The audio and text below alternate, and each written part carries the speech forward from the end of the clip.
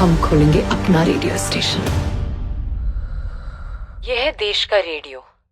Set against the backdrop of the 1942 Quit India movement, Ae Watan Mere Watan, helmed by Kannan Iyer, who has returned to the director's chair a decade after his directorial debut Ek Thi Dayan in 2013, attempts to narrate the story of Usha Mehta, a 22-year-old college girl who ran an underground radio station, Congress Radio, to counter the British-controlled AIR.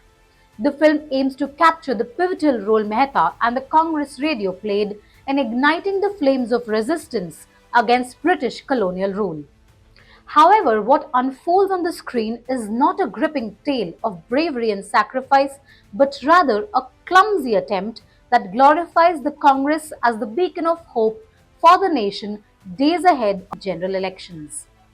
While attempting to portray India's struggle for independence, Ae Watan Mere Watan fails into the trap of simplistic narratives.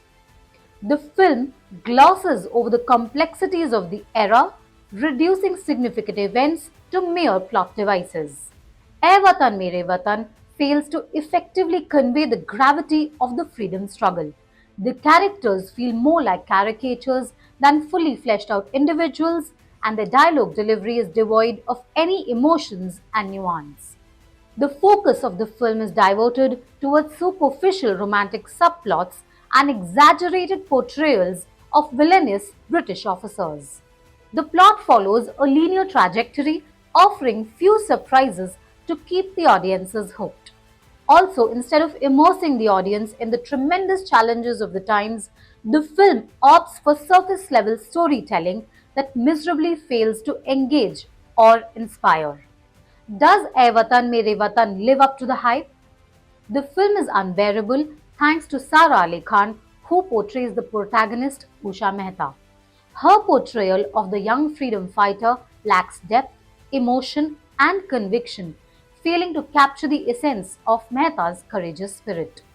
Her dialogue delivery feels forced, her expressions mismatched, especially in scenes where she is uttering the iconic Gandhian slogan Karo ya Maro, which means do or die, and thumping her chest while chanting Vande Mataram. It's a struggle to watch the actress. Last seen in Homi Adajania directed Murder Mubarak, essaying the role of the glamorous Bambi Todi, a prime suspect in the whodunit, the 22-year-old has struggled to deliver a worthwhile performance in a 7-year-long career that includes box office debacles such as Love Ajkal 2, Simba, and Coolie Number 1, to name a few.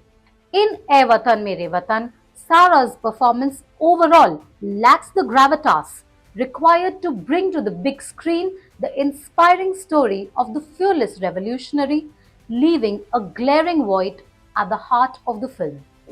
She is a complete miscast. The film further falters due to its weak screenplay, pacing, and structure. Scenes lack cohesion and continuity. The melodramatic moments between the protagonist and the father, played by Sachin Khadekar, detract from the overall narrative flow.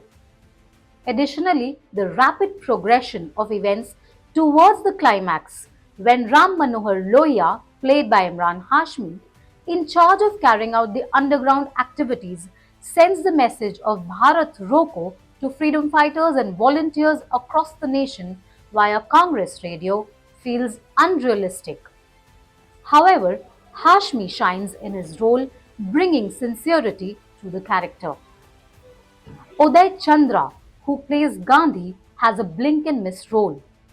Meanwhile, Abhay Verma and Sparsh Srivastav's efforts are overshadowed by Sara's lackluster portrayal of the protagonist. Now, coming to the question of whether you should go to the theatres and watch the film or skip it, Ae Watan Mere Watan is marred by its poor execution, uninspiring dialogues, subpar performances, and disappointing depiction of key events that led to the movement that paved the way for India's independence. At 132 minutes, the film does very little to tell the audience about the unsung freedom fighter Padma Vibhushan awardee Usha Mehta, the crucial role she played in the freedom movement, and the immense sacrifices she made at a very young age. You can skip this movie and you wouldn't be missing out on much. My verdict: Ae Watan Mere Watan fails to do justice to the remarkable story of one of India's original radio journalists. The film is a forgettable addition to the genre of historical biographies.